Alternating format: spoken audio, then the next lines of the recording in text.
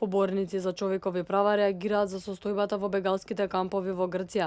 Според нив состојбата во камповите, особено оние во Солун, сместени во стари фабрики и складишта, за кои сметаат дека се пренатрупени, го подложува здравјето на мигрантите на ризик. Во текот на изминатата недела, неколку илјади бегалци беа пренесени од најголемиот бегалски камп на Идомени, кампот за кој групите кои се борат за човекови права постојано изразуваа загриженост. Еден од најголемите критичари на кампот, грчкиот министер за внатрешни работи Панајотис Коурумплис, дури го спореди со концентрационен камп.